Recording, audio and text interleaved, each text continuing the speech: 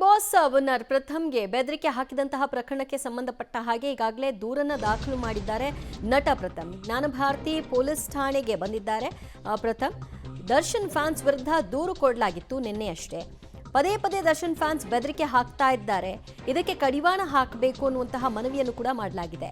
ದಾಳಿ ಮುಂದುವರಿಸುತ್ತಿದ್ದಾರೆ ಎಂಬ ಆರೋಪವನ್ನು ಕೂಡ ಅವರು ಮಾಡಿದ್ದಾರೆ. ಅಂದರೆ ಸೋಷಿಯಲ್ ಮೀಡಿಯಾಗಳಲ್ಲಿ ಕೆಟ್ಟದಾದಂತಹ ಹೇಳಿಕೆಗಳು, ಪೋಸ್ಟ್ಗಳನ್ನು ಹಾಕೋದು ಈಗಲೂ ಕೂಡ ಮುಂದುವರೆದಿದೆ ಅನ್ನೋದು ಅವರ ಆರೋಪ ಆಗಿತ್ತು.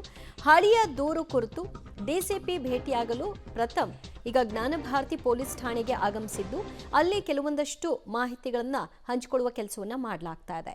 ತನಗೆ ಯಾವ ರೀತಿಯಾದಂತಹ ಬೆದರಿಕೆಯನ್ನು ಒಡ್ಡಲಾಗಿತ್ತು, ಅದರಲ್ಲಿ ಯಾರ್ಯಾರು ಭಾಗಿಯಾಗಿದ್ರು ಮತ್ತು ಸೋಷಿಯಲ್ ಮೀಡಿಯಾಗಳಲ್ಲಿ ಯಾವ ರೀತಿಯಾಗಿ ಅದಕ್ಕೆ ಪ್ರಚೋದನೆ ನೀಡುವಂಥ ಹೇಳಿಕೆಗಳು ವ್ಯಕ್ತವಾಗ್ತಾ ಇದೆ, ಇದಕ್ಕೆ ಕಡಿವಾಣ ಹಾಕಬೇಕು ಅನ್ನುವಂತಹ ಮನವಿ ಅವ್ರದ್ದಾಗಿದೆ.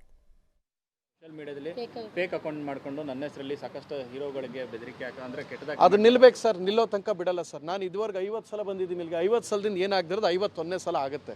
ನಾವು ಬಂದಿದ್ದೀವ ಇಲ್ವಾ ಅನ್ನೋದನ್ನು ರವಿ ಅವ್ರ ಇನ್ಸ್ಪೆಕ್ಟರ್ನ ಕೇಳಿ. ಯಾಕಂದ್ರೆ ನಾನು 100 ಸಲ ಹೇಳ್ತಾ ಇದ್ದೀನಿ, ರಾಮನಗರದಲ್ಲಿ ಹೊಡಿಯೋಕೆ ಬಂದಿರೋ ಅವಾಗಲೂ ಸುಮ್ಮನೆ ಅವರೇ. ಅದೇನಾಗುತ್ತೆ, ಇವ್ರಿಗೆ ಪ್ರಾಣ ಹೋದ್ಮೇಲೆ ಬುದ್ಧಿ ಕಲಿತಾರೆ ಪೊಲೀಸ್ನವರು ಅಂತ. ಹೌದಾ?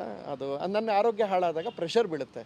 ನೀವೆಲ್ಲ ಕುತ್ಕೊಂಡು ಕೆಲಸ ಇನ್ನೂ ಜಾಸ್ತಿ ಈ ಕೆಲಸ ಮಾಡ್ತಾ ಇದ್ದೀರಾ, ಎಕ್ಸ್ಟ್ರೀಮ್ ಆಗಿ ಮಾಡ್ತಾ ಇರ್ತೀವಿ. ಅದು ಎಕ್ಸ್ಟ್ರೀಮ್ ಆಗ ನಾನು ನಿಮ್ಮ ಕೆಲಸದ ಬಗ್ಗೆ ಹೇಳ್ತಾ ಇಲ್ಲ. ಪ್ರಾಣ ಹೋಗೋ ಮಟ್ಟಿಗೆ ಬಂದಾಗ ಅವಾಗ ಆಗಿದ್ದು ಅವ್ರು ಮಾಡದೇ ಇರೋದಕ್ಕೆ ನಾನು ಹೇಳ್ತಾ ಇರೋದು. ಭಾರತೀಯವರೇ, ಅವರು ಇಷ್ಟು ದಿನದಲ್ಲಿ ಮಾಡಿದ್ರೆ ನಾವೇ ಕೂತ್ಕೋತಾ ಇದ್ದು ಉಪವಾಸ. ನಿಮಗೆ 50 ಸಲ ಬಂದಿರೋದಕ್ಕೆ ಒಂದು ನಿಮಿಷ ಅದು ಯಾವ ಸೆಕ್ಷನ್ ಬರುತ್ತೆ, ಯಾವ ಸ್ಟೇಷನ್ ಬರುತ್ತೆ, ಲಿಮಿಟ್ಸ್ ಇರುತ್ತೆ. ಭಾರತೀಯವರೇ, ನೀವು ದಯವಿಟ್ಟು ಅರ್ಥ ಮಾಡ್ಕೊಳ್ಳಿ. ಇಲ್ಲ ಆಗಿರೋದು ಥ್ರೆಟ್ನಿಂಗ್ಸ್ಗೆ ನಿಮಿಷ ಒಬ್ಬರಿಗೆ ಹೇಳ್ತೀನಿ ಕೇಳಿ. ಈ ಥ್ರೆಟ್ನಿಂಗ್ಸ್ಗೆ ಇದು ಡಿಪಾರ್ಟ್ಮೆಂಟು ಚುಚ್ಚೋಕೆ ಬಂದಿದ್ದು ಅಲ್ಲಿ, ಅದು ಅವ್ರಿಗೆ ಅಲ್ಲಿ ಕೊಡಬೇಕು.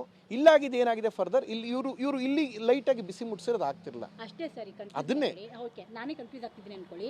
ನೀವು ಹಿಂದೆ ಕೊಟ್ಟಿದ್ದ ಸ್ಟೇಷನ್ಗೆ ಇಲ್ಲಿ ಕಂಪ್ಲೇಂಟ್ ಕೊಟ್ಟಿದ್ದೀರಿ, ಹೌದಾ? ಒಂದು ನಿಮಿಷ, ಹಿಂದೆ ಕೊಟ್ಟಿದ್ದ ಸ್ಟೇಷನ್ ಇಲ್ಲ, ಇದು ನಮ್ಮ ಮನೆ ಲಿಮಿಟ್ಸ್ ಆಗಿರೋ ಪ್ರಾಬ್ಲಮ್ಗೆ ಇಲ್ಲಿ ಸ್ಟೇಷನ್ ಕೊಟ್ಟಿದ್ದೀರಿ, ಇಲ್ಲಿ ಕಂಪ್ಲೇಂಟ್ ಕೊಟ್ಟಿದ್ದೀರಿ ನೀವು.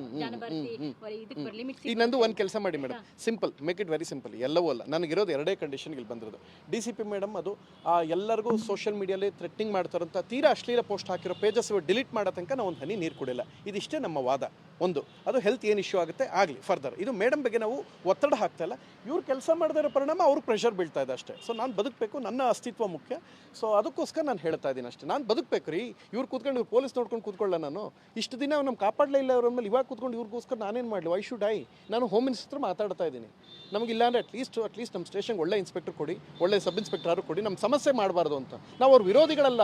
ನನ್ನ ಪ್ರಾಣ ಹೋಗ್ತದೆ ಕಾಪಾಡಿದ್ರೆ ನಾನು ಯಾಕೆ ಈ ಮಾತು ಹೇಳ್ತಾ ಇದ್ದೀವಿ? ಸ್ಟೇಷನ್ ಮುಂದೆ ಬಂದು ನಿಂತ್ಕೊಂಡು ಹೇಳ್ತಾರೆ, ನಮಗೆ ಎಷ್ಟು ನೋವಿರುತ್ತೆ ಅರ್ಥ ಮಾಡ್ಕೊಳ್ಳಿ. ನಿನ್ನೆ ಪ್ರಾಬ್ಲಮ್ ಆಯ್ತಾ ನಿಮಗೆ ಈ ಘಟನೆ ಆದಮೇಲೆ? ನಮ್ದು ಏನಾಗಿದೆ ಒಂದು ನೋಡಿ, ಇಷ್ಟಾದರೂ ಪುನಃ 1000 ನೋಡಿ ಯಾವುದೋ ಇಂಡಿಯಾ ಟುಡೇ ಎಲ್ಲದಲ್ಲೂ ಬರ್ತಾನೆ ಇದೆ. ಯಾಕೆಂದರೆ ಸುಮ್ಮನಿರಕ್ಕೆ ಬಿಡ್ತಾ ಇಲ್ಲ ಯಪ್ಪ.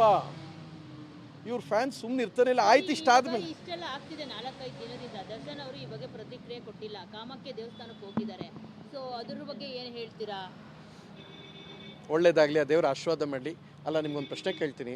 ಅದೃಷ್ಟಲಕ್ಷ್ಮಿ ಬಂದಾಗ ಬಟ್ಟೆ ಬಿಚ್ಚಿ ಬೆಡ್ರೂಮ್ಗೆ ಹಾಕೊಬಿಡ್ತೀನಿ ಅಂತ ಹೇಳೋದು, ಇಲ್ಲೋ ಕಾಮಕ್ಕೆ ನಮಸ್ಕಾರ ಮಾಡೋದು. ದೇವ್ರು ಒಳ್ಳೇದು ಹೆಂಗೆ ಮಾಡುತ್ತೆ? ಅದೃಷ್ಟಲಕ್ಷ್ಮಿ ಮುನ್ಸ್ಕೊಳ್ಳಲ್ವಾ?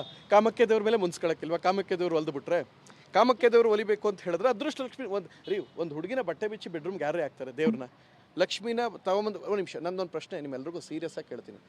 ಲಕ್ಷ್ಮಿನ ಬಟ್ಟೆ ಬಿಚ್ಚಿ ಬೆಡ್ರೂಮ್ಗೆ ಯಾರೇ ಹಾಕ್ತಾರೆ? ಒಂದು ಕೆಲಸ ಮಾಡಿ, ಒಂದು ಬಂದಾಗ ಬಟ್ಟೆ ಬಿಚ್ಚಿ ಬೆಡ್ರೂಮ್ಗೆ ಹಾಕೊಳ್ಳೋದು ಏನಕ್ಕೆ ರೀ?